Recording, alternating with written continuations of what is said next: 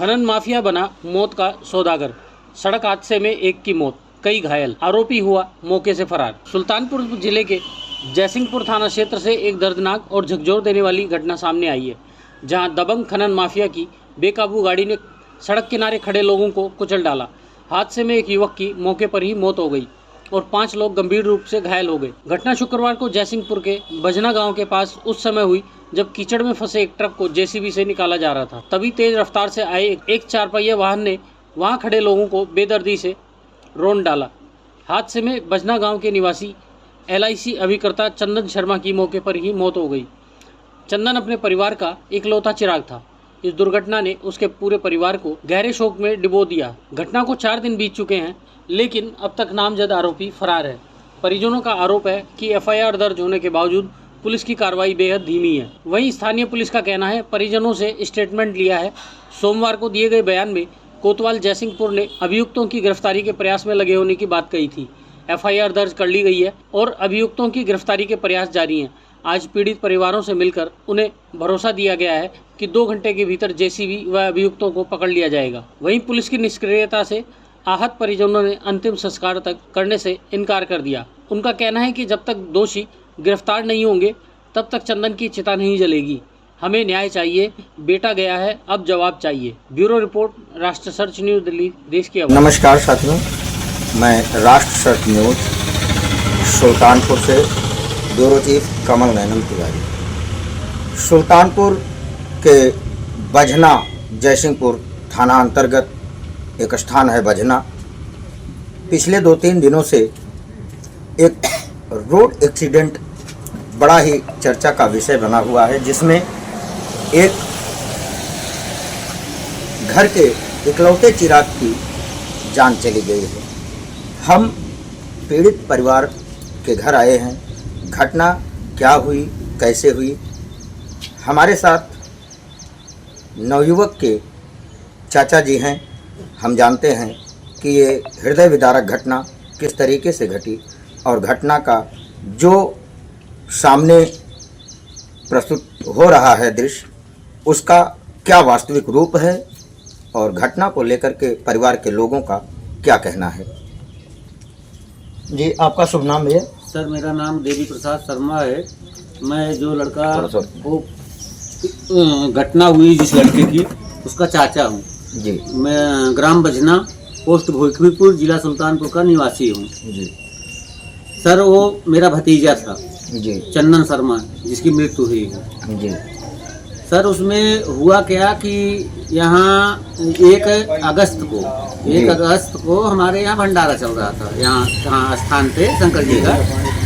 तो उसी दिन भंडारा चल रहा था, शाम के टाइम था। सब लोग भंडारा खाने गए थे 5-6 बजे, और उसके पहले यहीं पे एक ट्रक फंस गई थी। ट्रक फंसी थी तो ट्रक को निकालने के लिए एक बरोला का यादव है, उसकी JCB है, 4-5 JCBयाँ नाम लिया। और हमारे यहाँ उसके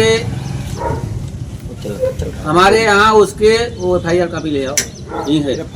हमारे यहाँ उसके संपर्क के 2 ट्रैक्टर वाले यादव जी के लड़के उसके संपर्क में रहते हैं। उन्हीं के माध्यम से इसे बुलाना हो तो बुलाया जाता है, तो उसके माध्यम से उनको बुलाया गया।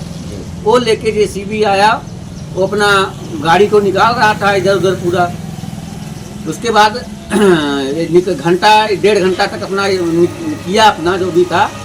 तो शायद गाड़ी उस समय निकली नहीं थी, तो करीबन 7 बजे की बात है। तो जब गाड़ी नहीं निकली थी तो JCB रोड पे इसे बेड़ लगा करके रोड पे वो खड़ी करके जो है कुछ बतिया रहा था फोन से। और पीछे साइड में, जैसे JCB के पीछे साइड में 2 हाथ जगह रोड पे बची थी। तो जो वही बची थी, तो हमारा भतीजा जब वहाँ निमंत्रण खा के निकला वहाँ से, तो वो निकल के घर के लिए आने के लिए घर को जहाँ से गाड़ी लेके घर आ रहा था। तो जैसे 2 हाथ जो जमीन बची, जगह बची थी रोड पे, वहीं से निकल रहा था। तो वो बोला कि इसको देखते ही वो बोला कि भोसड़ी वाले मरना है क्या मेरे भतीजे को। तो ये फिर गाड़ी तो निकाल लिया, लेकिन आगे ला करके गाड़ी खड़ी किया। उसके बाद बोला कि तुमने मुझको गाली क्यों दिया। तुमने गाली क्यों दिया? तो बोला कि भोसड़ी वाले तुमको नहीं दिख रहा कि मैं जेसीबी से ट्रक को निकाल रहा हूँ, तुमको दिख नहीं रहा भोसड़ी के? ये तो इसी बात को लेकर के सर इतनी तू मैं हुई, इतनी तू मैं हुई। अब वो तो सारी कितना तू मैं बताऊं। अब जानते हो जो विवाद हो गया तो हो गया। तो विवाद बढ़ते बढ़ते लास्ट स्टेज का विवाद ये था कि साले चले जाओ, नहीं इसी जेसीबी से अभी कुचल दूंगा तुम। लास्ट विवाद यही था, साले थक जाओ, नहीं इसी जेसीबी से कुचल दूंगा। फिर ये इनको लगा कि ये मार देगा। फिर ये वहाँ से गाड़ी चालू किए, चले आए घर। घर आने के बाद ये अपने माता जी से बोले कि पापा कहाँ हैं, उनसे कुछ बात करनी है। चल रहा था वहाँ से 200 किलोमीटर 300 किलोमीटर आगे गया, तो 100 मीटर। तो कुछ लोग वहाँ इधर भंडारा खा के जा रहे थे, तो उन्होंने बोला कि अरे चंदन भाई क्या हाल, क्या मैटर हो गया यार, छोटी छोटी बात लेके साला इतना वो हो गया, कह रहा तुमको कुचल दूंगा। तो 4-5 लोग थे, तो वहीं ये गाड़ी खड़ी करके उसके बाद उससे रोक करके उससे बातें करने लगे, मतलब बताने लगे कैसी बात है वैसी बात है, अपना पूरा बताने लगे। ये लोग बतिया ही रहे थे, इनके मतलब बतियाते ही समय वो इधर से जेसीबी लेके निकला, और जब फिर इनको वहां पे देखा कि 4 लोगों के साथ में मिल करके बातें कर रहे हैं, फिर वो ये बोल के जेसीबी लेके निकल गया कि भोसड़ी वाले अभी तुमको मैं बताता हूँ, अभी तुमको आधा घंटे में मैं बताता हूँ। ये बोल के जेसीबी लेके निकल गया। ये लोग बतिया ही रहे थे, इनके बतियाते ही समय पे उसके बतिया ही रहे थे, तब तक उनके पापा जी भी उधर से रिटर्न घूम घाम के आ गए। और समझ लीजिए कि ये 10-15 मिनट का आधा घंटा हो गया होगा, हो सकता है फलोना पहुंची हो ना पहुंची हो। उधर से उसका भाई अपनी दूसरी 4 व्हीलर गाड़ी से आया। अब उसके अंदर कितने लोग बैठे थे सर, वो तो कोई देख नहीं पाया। सबसे पहला टारगेट उसने, अच्छा चंदन जैसे थोड़ा किनारे, रोड के किनारे अच्छा थे, अच्छा उसमें जैसे जिस पूरे बाहर से वो आ रहा था, तो जैसे बाएं से निकलना चाहिए उसको ना, तो इधर वो चंदन ये कोई इधर नहीं था, ये लोग दाएं साइड पे बतिया रहे थे, दाएं साइड पे। जैसे उसको अगर कभी होता है कि दारू पी के मार दिया, तो दारू पी के बाएं साइड पे थोड़ा मारेगा, वो मारेगा तो वो भी मर जाएगा।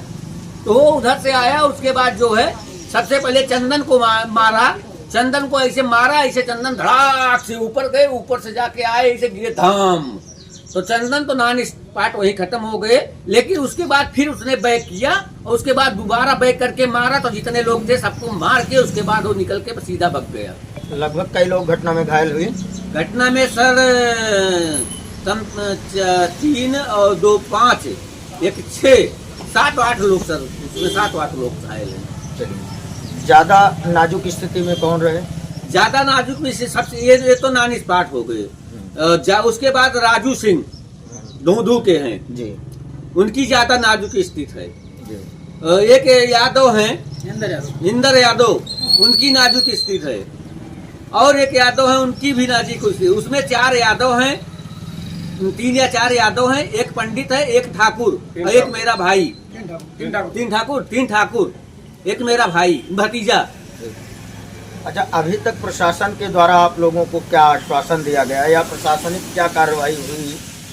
सर अभी तक क्या हुआ कि हम तो जब यहाँ से पोस्टमार्टम होकर लाश आई, तो फिर हम इसको लेके आए, तो पहली तब तक तो मेरा FIR नहीं दर्ज हुआ था। तो यहाँ पे आए तो काफी, यहाँ पे बहुत जनसंख्या थी, बहुत काफी थी, कम से कम 1000-2000, अब गिनती तो नहीं कर सकता हूँ, 5 भी हजार हो सकती थी।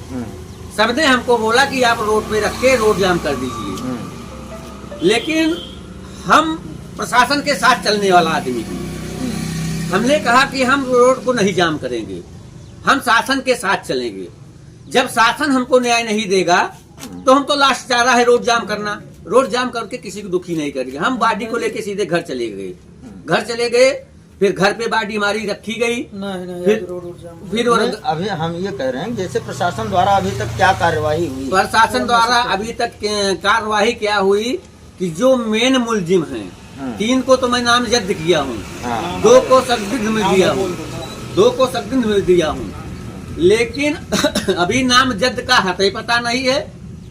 जो संदिग्ध में दिया हूँ उन्हीं को जो है उनके माताजी पिताजी को, रिश्तेदार को 4 दिन हो गया, एक करके किसी 2 दिन, 1 दिन एक को उठाए, कल शायद दूसरे को उठाए। इसी तरीके से बता रहे हैं कि मैं 12-14 लोगों को उठाया हूँ, लेकिन जो संदिग्ध का प्रेजेंट टाइम में दोनों लड़के थे वो भी अभी तक नहीं उठे हैं, और जो नामजद है उनका तो कोई बात ही नहीं, उनका हाथे पता नहीं। किनका किनका आपने नामजद किया है? नामजद किए हैं सर अंकित यादव, सचिन यादव, पिंटू यादव, ये रामचंद्र यादव शायद पिताजी का नाम है, बरोला। जेसीबी का मालिक है। ये सब इनके एक ही भाई है, सब भाई 3-4 भाई है। खनन माफिया है ये। इसको एफआईआर नामजद किए हैं। अब आप लोग प्रशासन से चाहते क्या हैं? सर मैं प्रशासन से ये चाह रहा हूँ कि प्रशासन इसके साथ कड़ी से कड़ी कार्रवाई करे, इसका घर नपवाया जाए, इसकी सारी जेसीबी जब्त हो जाए। ये खनन माफिया बहुत बड़ा है, आवाज का नहीं, ये बहुत पुराना है, ये बहुत कांड कर चुका है, 4-10 मर्डर कर चुका है, लेकिन इतना बड़ा इसका वो है कि यहाँ 2-3-4 मतलब थाने में इसकी इतना चलती है कि इसके खिलाफ कोई आने को तैयार नहीं है। इसके खिलाफ 12 मुकदमे दर्ज। अब हम यहाँ और भी कुछ लोग उपस्थित हैं, हम कैमरा पर्सन से कैमरा मूव करा करके उधर भी जानते हैं कि अन्य लोगों की क्या राय है घटना को लेकर, जो उन्होंने देखा है या सुना है। क्या नाम है भैया आपका? मुकुंद पांडे। अच्छा, ये आपके हाथ में चोट लगी है, कैसे लगी? वो 1 तारीख को एक्सीडेंट हुआ। कहाँ भैया? ये बजना में चंदन जिस दिन खत्म हुई जी, चंदन के साथ। अच्छा। वो कैसे हुई दुर्घटना? वो पूरब का मुंह करके खड़े थे, पश्चिम से आई गाड़ी मार के चली गई, गाड़ी को थोड़ी देखी। तो जो गाड़ी एक्सीडेंट करके चली गई जी, जैसे इसमें तो बहुत सारी बातें, चूंकि आप लोग तो स्थानीय हैं, जी। बहुत सारी बातें निकल के आ रही हैं सामने, जी।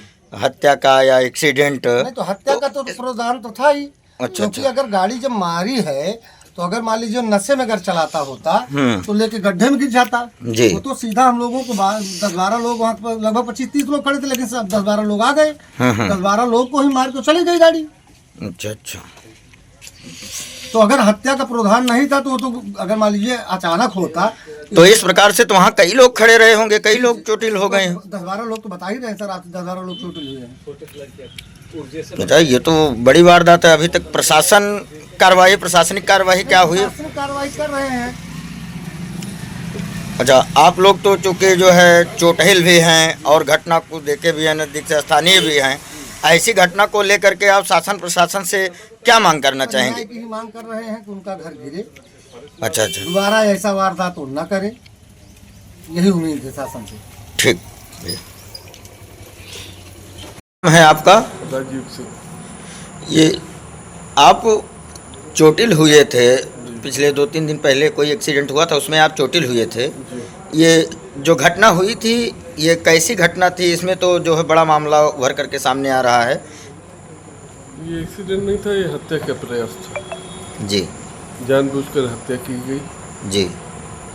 लड़के से झगड़ा हुआ था चंदन से, आधे घंटे में उन्होंने कहा था आके निपटा दूंगा, आधे घंटे में आके उन्होंने गाड़ी से कुचल कर निपटा दिया। तो उस घटना में तो कई लोग घायल होने की भी जानकारी मिल रही है। 6-7 लोग थे। 7 लोग। चंदनान स्पॉट खत्म हो गए, बाकी अन्य लोग सब घायल हैं। ज़्यादा घायल की स्थिति में कौन कौन लोग हैं जिनका इलाज चल रहा है? ज़्यादा घायल में हम हैं। हाँ।